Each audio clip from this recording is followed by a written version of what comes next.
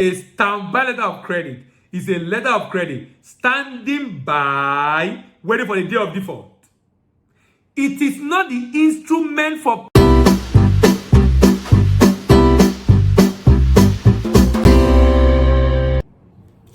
You're welcome to DBA TV. Thank you for stopping by. My name is Bamidele Ayemibo and I'm your expert doctor. In recent time, I've been talking about the issue around mitigating payment risk because that's one of the major challenges that many people that want to come into export business have concern with. How do I ensure that after I've shipped, I get paid? That is the problem that everybody wants to solve.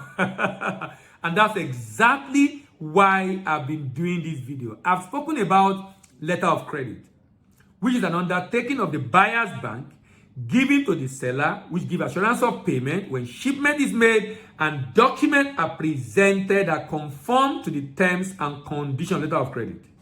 I've also talked about a situation where you have issue with the risk of the country and you have to get another bank in another country to give additional undertaking in the process called confirmed letter of credit. Now, you can have a situation where the buyer says, look, letter of credit, confirmed letter of credit, I'm not going to give you. Why? Because letter of credit and confirmed letter of credit are becoming a nuisance to trade transaction. You know, I mentioned the fact that a letter of credit requires you meeting terms and conditions. Meaning, if for any reason there is an inconsistency between document you presented or between the document presented and the LC terms, you will not be paid. And statistics from International Chamber of Commerce reveal that 7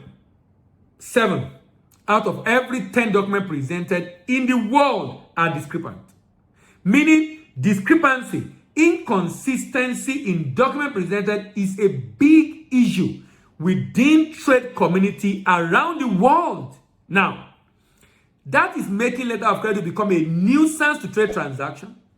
When letter of credit started in the Renaissance in the 15th, 16th century, the world was on a very slow level, slow motion. Everybody is comfortable. The risk, the delay, and all the issues caused by letter of credit can be tolerated. We are in a fast-paced world. We are in a world that is not tolerating any delay. They want to increase the velocity of money and have a faster turnover and generate more income in a year. So they do not want to waste time with letter of credit again. However, they are still willing to give you a guarantee, but they want you to send documents to them directly. Do not send my document to the bank. Send it to me so I can clear my good on time and avoid delay in clearing. But you have concern as an exporter that, oh, this is open account, this is cash against document. If I send it, what if this guy refuses to pay? You can have comfort in what is called standby letter of credit. What is a standby letter of credit? This is my definition. A standby letter of credit says letter of credit standing by, waiting for the day of default. A standby letter of credit is a letter of credit standing by, waiting for the day of default. It is not the instrument for payment. It is only activated when there is a default. It's not the instrument for payment.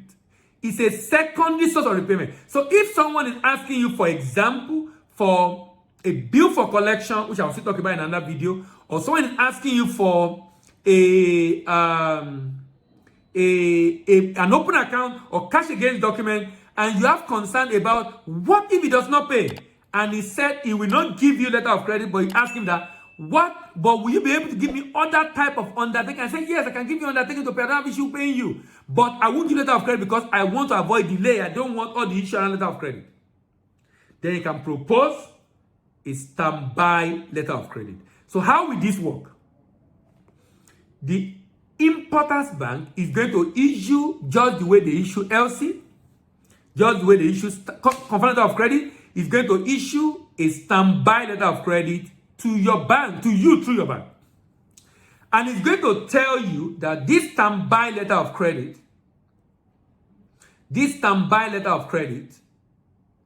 is guaranteeing payment on so and so shipment, and it's going to tell you that if you have issue with payment, you can write us and we are going to respond. On first demand, we are going to pay you. But there are 3 conditions, 3 principles that guide standby. And it's good you are aware of this. Principle number 1, just like letter of credit, is an independent undertaking. So that means when you present a demand, if you have shipped the goods, for example, and the person was supposed to pay in 30 days, he didn't pay, and you write a demand to the bank, whatever has happened between you, both of you, the bank is not interested. The bank is going to pay the agreement that the bank have with you on that standby, that agreement that the bank have with you on that standby, that agreement is independent on the underlying agreement between you and the buyer. Number 1. Number 2, so it's an independent undertaking. Number 2, there is no proof for default. That means when you present that demand, nobody is going to ask you if you are telling lie or saying the truth. The bank can ask you for evidence to show that what you are saying is true, but nobody is going to confirm whether that document is genuine or not. The bank, so the situation in this place is, the bank just asks for a document that will give the bank comfort that what you are saying is true. For example, the guy has not paid. You need evidence to show he has not paid. Maybe account statement. Based on the idea is just to show by evidence, even if that document is fraudulent, which is the danger of standby. The danger of standby. The third one is principle of strict compliance, meaning your document that you are using to demand for payments must comply with what the standby said it should comply with. So the standby can say, okay, present evidence you have shipped, present evidence of the invoice for payment, present evidence you have shipped the right quality and right quantity, present your account statement which shows that as at this date you have not been paid. And based on that, the bank will pay you. Now, what this is telling you is that you can still do open account, you can still do cash against document. If the amount in question is high and you can't afford to lose that money and you want assurance of payment without having to worry about the discrepancy issues, giving comfort to your buyer on this, then go ahead and use standby. Let me now say something. I've had cases where the buyer might say, oh no, I don't want to give standby. It's costly. Who bear the cost? If you want standby and your buyer complain about cost, you tell them, I'll bear the cost. Bear the cost. Why can't you bear the cost? Why can't you bear the cost? 1%, 2%. Bear the cost. It gives you a guarantee of payment.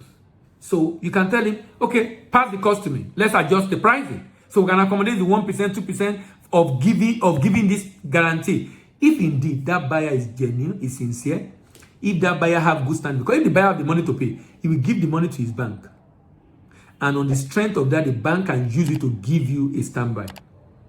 If he doesn't want to give you, or if he chooses not to give you and give any excuse, it's also a reason for you to pull back and check. Maybe this guy is not genuine. Sincerely. Maybe this guy is not genuine.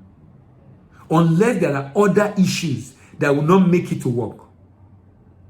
But sincerely, a genuine buyer who have a good standing and good record with his bank, if you ask them for standby and they confirm they can give you a guarantee, but they don't want it to have because of discrepancy, and so that they can clear the good and avoid demurrage costs, and you say, okay, give me a standby, I will send document to you directly, then you pay me in 30 days. If you don't pay me, then I'll call on the standby. And they have issue with it, even though you say you are going to pay and bear the cost of giving that guarantee, and they have issue with it, I will tell you to tread carefully.